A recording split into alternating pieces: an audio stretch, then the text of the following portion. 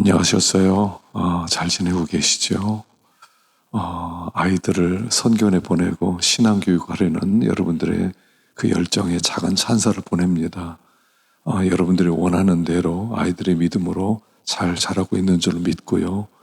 또, 제 바람은 아이들만 믿음으로 자라는 것이 아니라 이런 기회들을 통해서 아이들과 함께 부모님의 신앙도 함께 자랐으면 좋겠어요.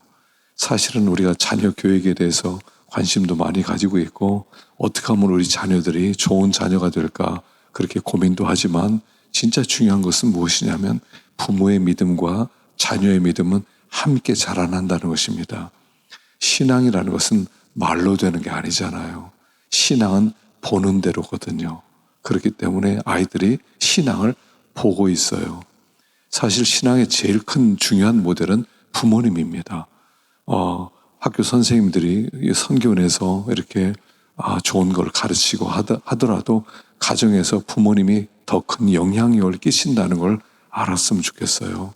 그리고 아이들에게 어떤 기능 교육이나 어떤 지식 교육을 시키는 것도 참 중요하지만 더 중요한 뿌리, 신앙에 대해서 더 많은 관심을 가졌으면 좋겠고요. 특별히 여러분 주변에 있는 사람들에 의해서 부하내동하지 않았으면 좋겠어요. 남들이 시장 간다니까 나도 목적은 없지만 시장을 따라가는 그런 일은 없었으면 좋겠다는 것입니다. 우리 시대는 기준이 없는 시대예요. 많은 사람들이 하면 같이 따라간다 하는 그런 시대가 되어버렸습니다. 그래서 신앙교육이라고 하는 것은 뭐냐면 우리는 절대적 기준을 가지고 있다는 뜻이에요. 하나님은 살아계신 하나님이다. 이게 우리들에게 절대성이지 그게 상대성이 아니거든요.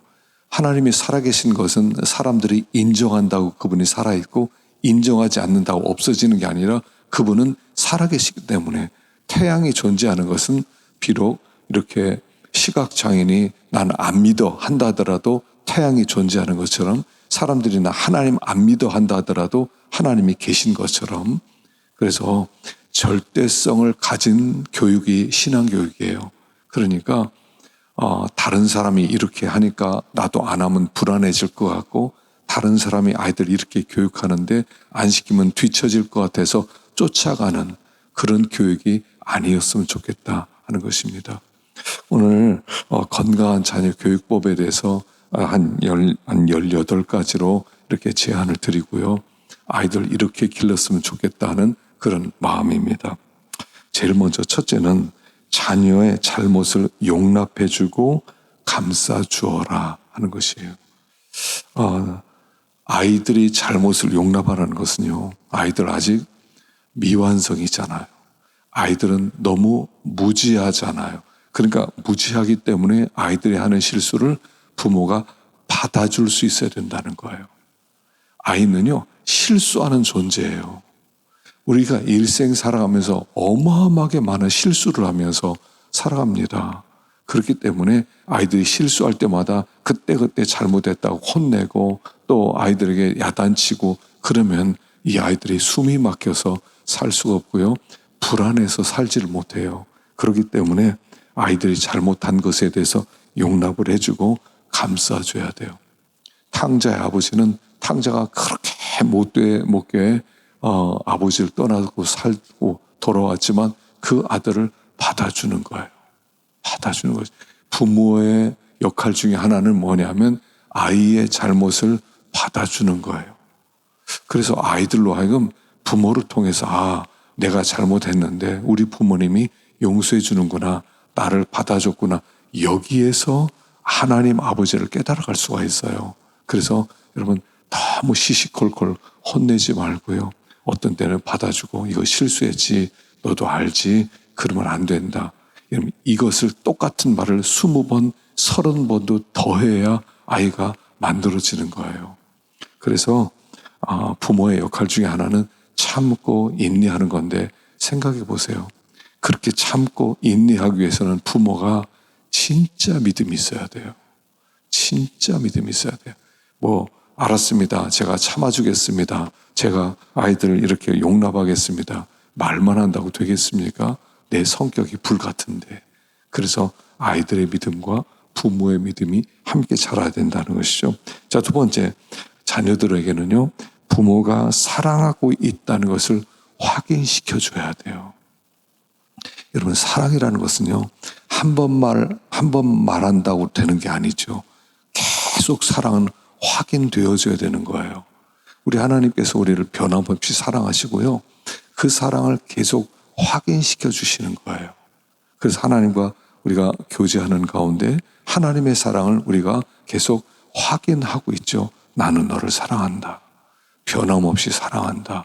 우리 주님이 끝없이 우리에게 이야기하듯 아이들에게도요, 사랑한다는 말을 많이 해주셔야 돼요. 너 사랑해.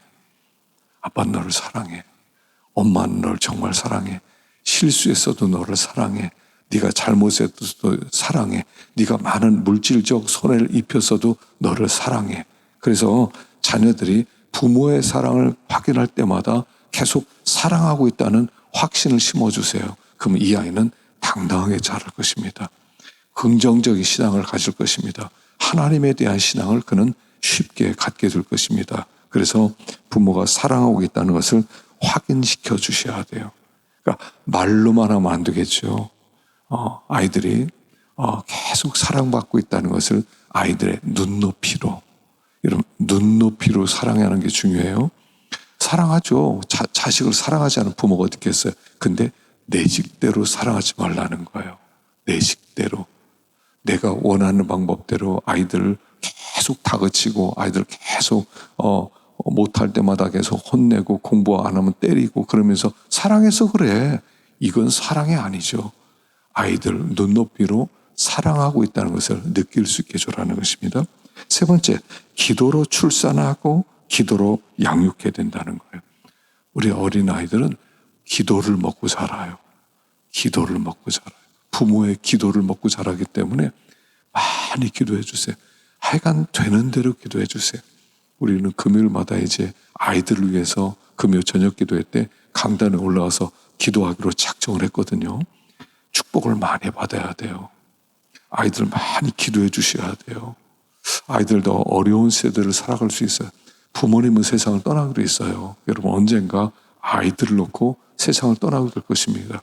어떻게 세상을 떠날 수 있어요? 하나님께 맡기고 세상 떠나는 거예요. 하나님, 우리 아이를 축복해 주세요. 우리 아이를 붙들어 주세요. 우리 아이가 잘못 나가지 않게 해주세요. 하나님, 자녀의 자녀를 축복해 주옵소서. 여러분, 자녀의 자녀를 축복하세요. 그 자녀의 자녀도 축복하세요. 그래서 아이들을 자꾸 이렇게 기도해 주고 아이들 믿음으로 살게 해주고, 그게 교육이에요. 사실 뭐 교육이 따로 필요하겠습니까? 그래서 기도해 주는 게 교육이죠. 옛날에 밥상머리 교육이라고 있어요. 밥상머리. 그래서 밥상에서 함께 밥을 먹으면서 두런두런 얘기해 주는 게 다 교육이거든요. 기도가 교육이에요. 하나님, 이 아이가 이렇게 자라게 해주세요. 이 아이가 담대하게 자라게 해주세요. 이 아이가 하나님의 사랑을 깨닫게 해주세요. 이 아이가 하나님을 만나게 해주세요. 이 아이가 사랑하게 해주세요. 친구들과 사이좋게 지내게 해주세요. 이게 다 교육이지 않겠어요? 기도인 동시에 교육이에요. 따로 교육시키려고 하지 말고 기도하면서 교육시켜라는 것입니다. 네 번째, 조건 없는 사랑으로 양육하라는 겁니다. 사랑에는 조건이 없어야 돼요. 네가 공부 잘하면 이거 해줄게. 네가 뭐 잘하면 저거 사줄게. 사랑을 조건으로 생각하면 위험해요. 물론 보상으로서 우리는 준다고 그러지만 아이들이 조건을 걸어서 너 잘하면, 내 말 잘 들으면, 순종하면 너 사랑해줄게. 그거는요, 조건적인 사랑이에요. 이건 아이들이 굉장히 나쁜 것을 심어주는 거예요. 사랑은 무조건적이에요. 무조건적이죠. 그래서 아이들이, 우리 부모님이 나를 정말 조건 없이 사랑한다, 공부를 못해도 사랑한다, 이것들을 깨달을 수 있도록 해라는 것입니다. 다섯 번째, 격려와 칭찬을 아끼지 말라는 거예요. 격려와 칭찬. 여러분, 아이들이요, 자꾸 격려해 주세요. 다시 해봐. 난 잘할 수 있어. 정말 잘했구나. 그래서 아이들을 격려해주고 칭찬해주고, 자꾸 칭찬은 고래도 춤추게 한다고 그러죠. 아이들요. 근데 너무 과도하게 쓸데없는 칭찬이 아니에요. 아이들이 잘했을 때 바로 그때 칭찬해 주세요. 더 잘해봐. 이런 게 아니에요. 더 잘해봐. 그것밖에 못해. 조금 더 해봐. 그것은 칭찬이 아니고요. 있는 그대로 받아주는 것입니다. 6번째, 마땅히 행할 바를 스스로 하게라는 거예요. 대신해 주지 말라는 거예요. 이 부모의 마음은요, 자식이 고생 안 했으면 좋겠어요. 그래서 고생 안 시키기 위해서 우리가 고군분투하죠. 유산 물려주고 싶어 하거든요. 집도 하나 물려주고 싶어요. 왜냐하면 내가 너무 힘들게 살았거든요. 근데 대신 해주잖아요. 그러면 아이들의 습관이 안 좋아져요. 고생 없이 얻을 수 있다. 아니고 고생해야 얻을 수 있다는 것을 조금씩이라도 가르쳐 주세요. 야, 이불 좀 한번 해봐. 이렇게 하는 거야. 한번 해봐. 신발을 이렇게 놔봐. 한번 청소 좀 한번 해봐. 그래서 아이들에게 하나씩 가르쳐 주세요. 스스로 하는 것을 가르쳐 주세요. 그러면 철이 빨리 들어요. 철이 빨리 들죠. 그래서 다 해주려고 하지 마세요. 마음이 안쓰럽더라도 고생하는 것을 가르쳐 주세요. 그래야 이 아이가 강하게 자라요. 너무 우리들이 막 오냐 하면서 다 해주잖아요. 이 아이가요, 약해요. 이 세상은 어떤 곳입니까? 그래서 이 아이가 스스로 할 수 있는 것은 대신해 주지 마라. 그래서 아이가 스스로 할 수 있도록 도와주어라 하는 것을 가르치자는 것이죠. 비교하지 말라는 거예요. 우리 아이가 어떤 데 좀 공부도 어떤 때는 못해요. 뭐 부모가 공부를 잘했으면 잘하겠지만 못했으면 자식도 공부를 못할 수 있거든요. 그럼 비교하지 마세요. 야, 아무개는 잘하는데, 너의 형은 잘하는데, 너의 동생은 잘하는데 왜 너는 그렇게 못하냐? 비교하지 마세요. 이 아이는 독특한 아이예요. 이 아이만이 가지고 있는 독특성이 있어요. 그걸 발견하셔야 돼요. 이 아이는 공부는 못하는데 예능적으로 소질이 있네. 이 아이는 공부는 못하는데 운동 쪽에는 소질이 있네. 이 아이는 할 수 있는 게 아무것도 없는데 성격은 참 좋네. 아이의 장점을 발견하세요. 아이들에게 장점을 가르쳐 주세요. 너는 이런 장점이 있어. 넌 이것을 잘해. 그래서 아이들에게 계속 격려하고 칭찬해 주면서 비교하지 말라는 거예요. 비교하지 말. 에디슨은 공부를 못했지만 학교에서 선생님이 학교에 나오지 못하겠지만 그 어머니는 에디슨을 믿어주었죠. 그래 엄청난 회사를 만들지 않았습니까? GE라고 하는 굉장한 회사를 만들지 않았어요? 에디슨이 만든 겁니다. 공부를 못한, 그러니까 공부를 기준으로 삼지 말고요. 다른 사람들처럼 비교하지 말고 이 아이만 가지고 있는 독특성을 인정해 주라 하는 것입니다. 8번째, 더러운 말은 입 밖에도 내지 말라. 여러분, 내가 말하는 것이 아이들에게 교육이 돼요. 때때로 선교원에서 욕하는 아이들이 있대요. 부모가 의심스럽거든요. 부모가 말하는 걸 그대로 배우는 거예요. 그렇기 때문에 더러운 말, 부모가 더러운 욕을 하고 안 좋은 언어를 쓰면 아이들은 고스란히 배워요. 아이들이요, 할머니랑 함께 살면 아이들이 할머니 언어를 배운다고 하잖아요. 부모가 거칠면 아이들 거친 언어를 배워요. 이 기억하세요. 뭐냐면 입을 통해서 복이 들어오고 입을 통해서 복이 나가는 거예요. 입을 통해서 아이들이 말을 잘하는 아이들은요, 복을 받게 돼 있어요. 말을 거칠게 해요. 복이 나가게 돼 있어요. 그걸 부모로부터 배우는 거예요.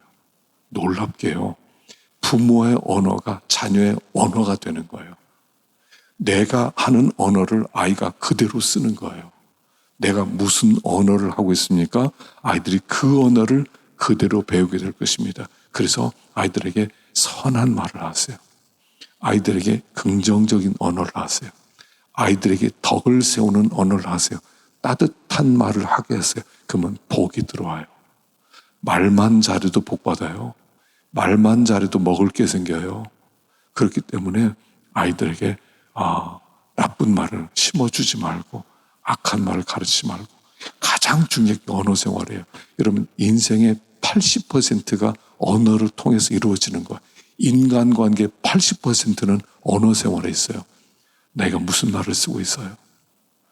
내가 쓰는 말을 참 슬프게도 자식이 그대로 배우고 있다는 것을 아셔야 됩니다.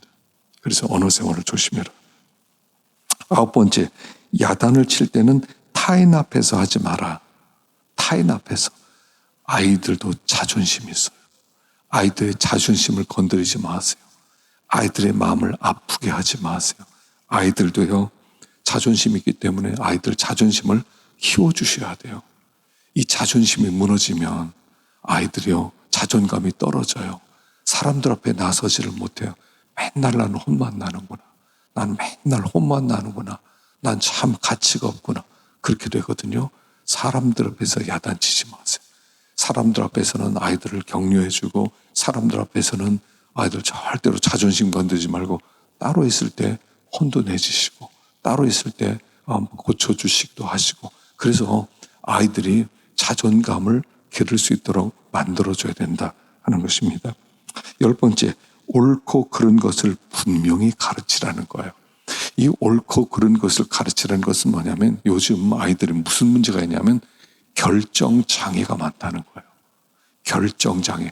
어떤 것을 결정하지 못해요. 뭐예요? 왜냐하면 기준을 주지 않았거든요. 이건 옳은 거야. 이건 옳지 않은 거야. 그랬을 때 아이들이 예, 그거 하겠습니다. 예, 그거 안 하겠습니다. 그런데 눈치 봐요. 그거 해야 되나 말아야 되나. 해야 되나 말아야 되나.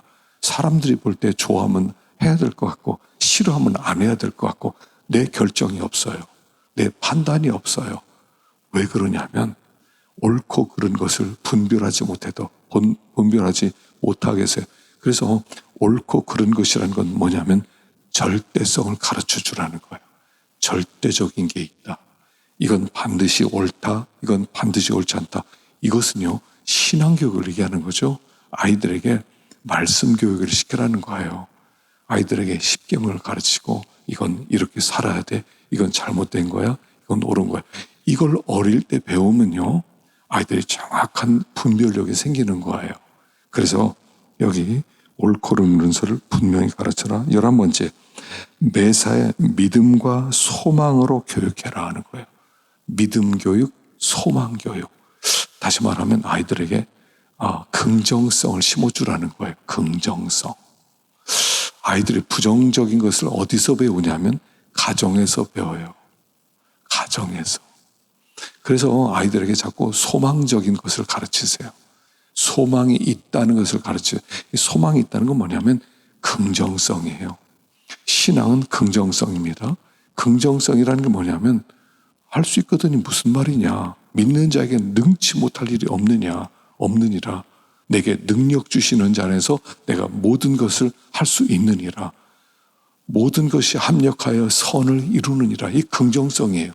우리 하나님은 그런 하나님 아닙니까? 어떤 상황도 나쁜 상황은 없어요.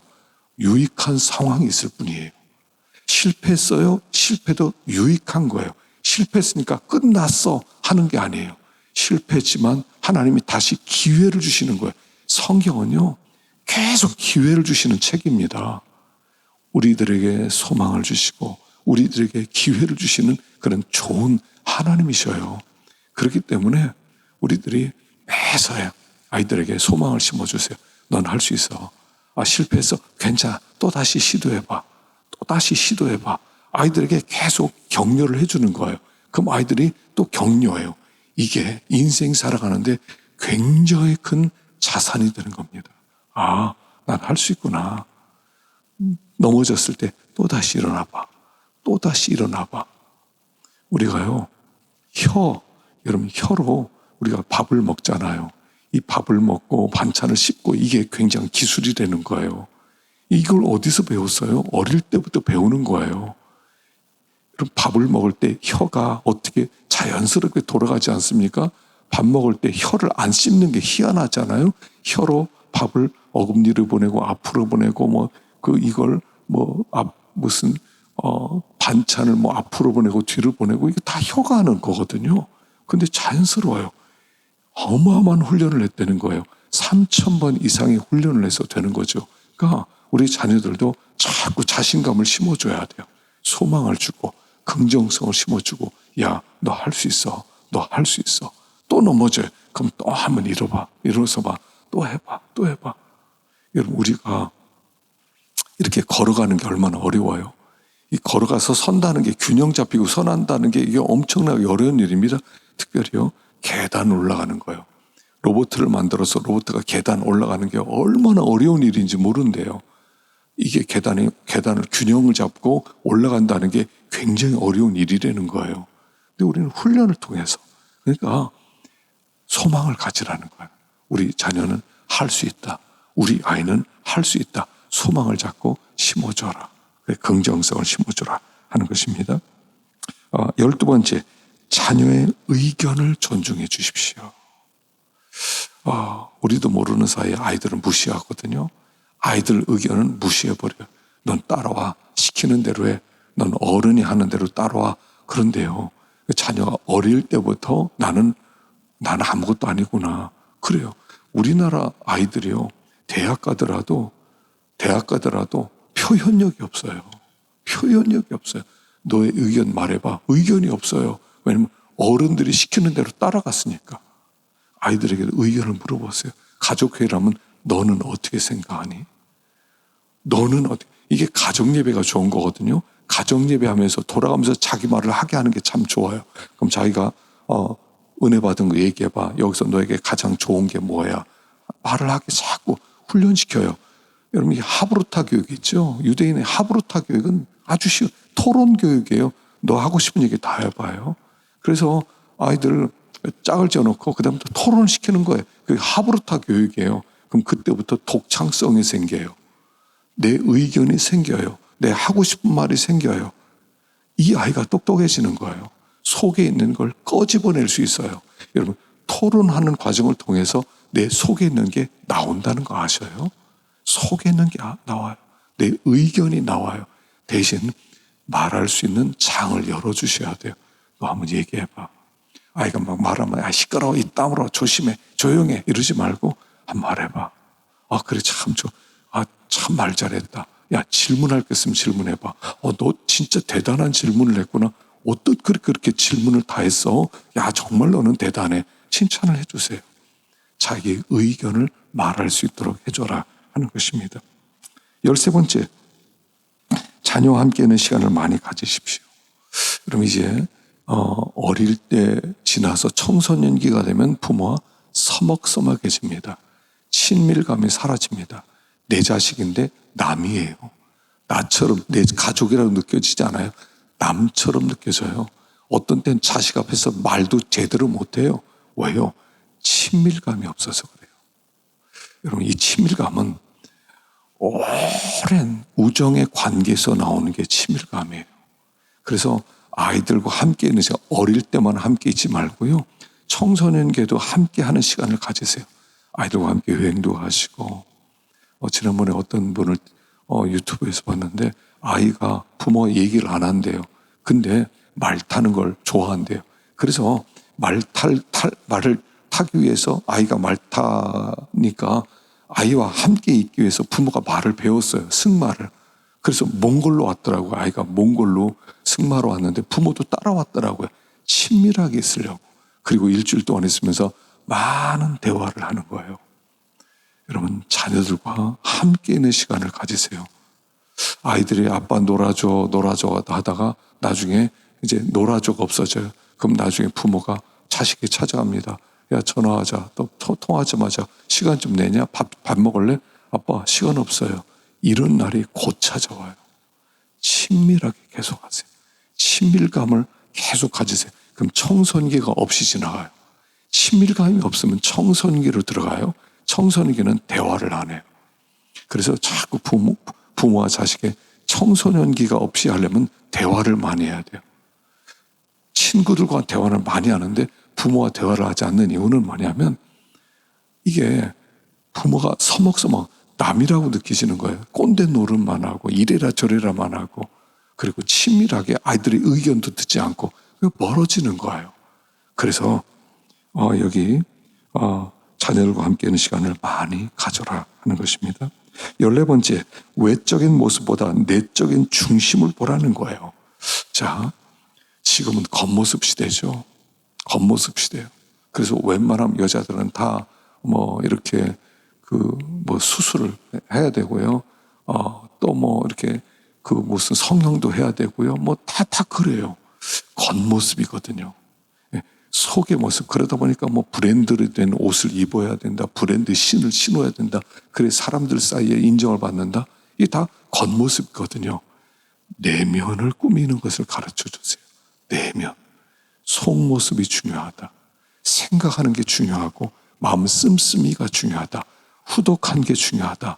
은혜를 끼치는 게 중요하다. 이런 것들을 가르쳐 줘야 된다 하는 것입니다. 그래, 내적인 중심을 키워주라는 겁니다. 15번째, 잘못하면 사랑으로 징계주라는 거예요. 사랑으로 징계주라. 이게 그냥 무조건적으로 감정적으로 혈기 부리고 징계하지 말라는 거예요. 그리고 나중에 막 혼낸 다음에 사랑해서 그랬어. 이건 핑계예요. 진짜 사랑하는 마음으로 징계하세요. 옛날에 그 박보영 목사님이 이제 사역을 하는데 처음에 그 청소년 사역을 했대죠. 집에서 쫓겨난 아이들, 부모 없는 아이들, 깡패 같은 아이들 예수 믿게 하고 함께 살았대요. 23명이. 23명이 막 성격이 엉망진창이고 목사님 거 옷 다 훔쳐가서 팔아먹고 교회 기물 팔아먹고 그랬대요. 그래서 예배도 잘 드리지 않고 늘어서 잠만 자고. 그래서 아이들을 모아놓고요. 이분이 그랬답니다. 자, 너희들 잘못했으니까 징계해야 되겠다. 그러니까 아이들이 킥킥대면서 웃더래요. 까짓거 몇 대 때리는 거 맞지 뭐. 우리는 밖에 나와서 맨날 맞고 사는데. 그런데 목사님이 어떻게 했냐면 몽둥이 딱 깎거든요. 자, 그때 23명인가 그랬는데 자, 한 사람씩 나와서 나를 때려라. 그러니까 조용해지더래요, 갑자기. 자, 근데 때리는데 살살 때리더래요. 아니, 네가 할 수 있는 힘 전부를 다해 나를 때려라. 그러니까 또 살살 때리더래요. 다시 때려. 그러니까 그때부터 있는 힘을 다해서 때리는데 이 목사님이 두 명이 때렸는데 쓰러져 버린 거예요. 너무 세게 때려서. 그러면서 자기가 나는 다시 맞겠다. 자, 때려라. 그러면서 아이들에게 때리라고 하는데 그때부터는 못 때리더래요. 아이들이 울더라는 거예요. 목사님 잘못했어요. 아니, 나 다 맞아야 돼. 23명에서 매를 다 맞았어요. 그리고 며칠 동안 쓰러졌대요. 아이들이 깨달았대요. 사랑하는구나. 이게 징계예요. 이게 징계는 아이들에게 뭔가 벌을 내려서 아이들을 정신 차리게 만드는 게 아니라 마음을 매로 다스리는, 마음을 징계하는 거죠. 그래서 아이들 진짜 사랑으로 좀 징계해 주세요. 사랑으로. 아이들에게 나를 때리라고 차라리 하더라도 아이들이 정말 깨닫도록 만들어주라 하는 것입니다. 16번째, 신앙생활을 지속적으로 시키라는 거예요. 신앙은요, 매일매일 물을 줘야 돼요. 신앙은 하루아침에 안 자라요. 아이들은 하루아침에 자라지 않거든요. 그러니까 자라지 않기 때문에 계속 아이들이 신앙으로 살 수 있도록 계속 격려해주고 도와주고 하나님 앞에 나오도록 해주되 제일 중요한 것은 뭐라고요? 부모의 신앙이라는 거예요. 아이들의 믿음과 부모의 신앙은 완전히 똑같아요. 절대로 다르지 않아요. 똑같게 돼 있어요. 핑계하지 마세요. 나는 믿음 있는데 내 자식은 믿음 없다. 웃기는 소리 하지 마세요. 당신은 믿음 있는 것처럼 보일 뿐이에요. 겉으로 어떤 형식적인 모습을 가질 뿐이에요. 아이는 당신 속을 보고 있어요. 부모의 신앙과 자녀의 신앙 완전히 똑같아요. 부모는 저런데 애는 왜 저래? 아니요. 잘못 보셨어요. 부모의 신앙과 자신의 신앙은 똑같은 거예요. 그래서 신앙생활을 지속적으로 시키기 위해서는 부모가 믿음이 있어야 된다. 17번째, 교회 생활에 적극적으로 참여하라는 거예요. 자, 이 시대에서 우리 자녀를 지킬 수 있는 것은 교회밖에 없어요. 학원, 학교, 어떤 공동체 어디예요? 아이를 지킬 수 있는 것은 교회밖에 없어요. 여러분이 철저하게 기억하세요. 교회를 가깝게 하세요. 자꾸 교회를 가깝게 하세요. 하여간 예배는 절대로 빠지지 않게 하세요. 제발 그랬으면 좋겠어요. 그렇게 공부를 시키고 그렇게 학원 보내고 그렇게 편하게 만들기 위해서 부모가 믿음이 교회를 가깝게 하지 않으니까 자식이 교회를 가깝게 하지 않는 거예요. 하여간 주일날 나오고 수요일 날 나오고 금요일 날 나오고 하여간 새벽에 나오고 아이들 다 계속 데리고 나오세요. 신앙교육 저절로 돼요. 제가 확신합니다. 아이들이요, 부모가 주일날 나오고 그럼 교회에서 살고 수요일날 와서 교회 데리고 나오고 금요일날 기도에 데리고 나오고 그것만 해도 아이들 믿음교육 저절로 돼요. 다른 거 안 시켜도 돼요. 저절로 돼요. 거기다가 새벽기도 일주일에 몇 번 나올 때 아이들 데리고 가보세요. 아이들 잘 자라요. 믿음으로 막 정말 잘 자라요. 그 기름진 걸음을 먹은 그런 식물처럼 잘 자라는 거예요. 그래서 교회가 가까워지면 하나님이 가까워지고 교회가 멀어지면 하나님이 멀어지는 거예요. 여러분 제발 교회를 가까이 하세요. 제발 교회를 가까이 하세요. 제발 교회를 가까이 하세요. 뭐 다른 데 가서 뭐 좋은 거 교육시킨다고 쫓아다니지 말고 교회를 가까이 하세요. 이게 숙제예요. 마지막 18번째입니다. 자녀의 구원에 관심을 가지세요. 아이가 천국 갈 수 있는 믿음이 있는지를 물어보세요. 이 아이가 천국 갈 수 있는지, 회심한 아이인지, 하나님을 사랑하는 아이인지, 하나님을 만난 아이인지 확인하세요. 자식에 물려줄 최고의 우선은 천국 가게 하는 거예요. 천국을 물려주는 거예요. 내가 이 땅의 집을 물려주지 못해도 천국을 물려주셔야 돼요. 하늘의 집을 물려줘야 돼요. 자식의 구원에 관심을 가지세요. 나이 먹으면 저절로 된다? 절대로 안 돼요. 절대로 거의 불가능해요. 아직 어렸을 때 아이들의 천국을 가르쳐 주세요. 우리 가정에 천국이라는 걸 보여주세요. 부모가 천국에 대한 소망이 있다는 것을 보여주세요. 그러면 이 아이들 천국을 물려받아요. 그럼 우리가 편안하게 언제도 눈 감을 수 있어요. 아, 우리 아이 천국 간다. 천국 가는 아이들 되었어.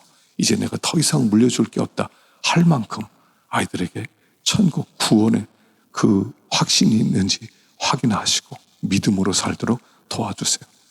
여러분 짧은 시간입니다. 짧은 시간 했는데 결론이 이거예요. 부모의 믿음이 자녀의 믿음이라는 거예요. 이런 고민했으면 좋겠어요. 나는 왜 이렇게 믿음이 없지? 나 믿음이 좀 자랐으면 좋겠다. 내가 믿음이 자라면 자녀의 믿음도 자라고, 내가 믿음으로 살면 자녀들 탁월해진 건 시간 문제예요. 그래서 내 믿음이 자라면서 아이도 믿음과 함께 자랄 수 있는 그런 은혜가 있기를 간절히 축원합니다. 수고하셨습니다.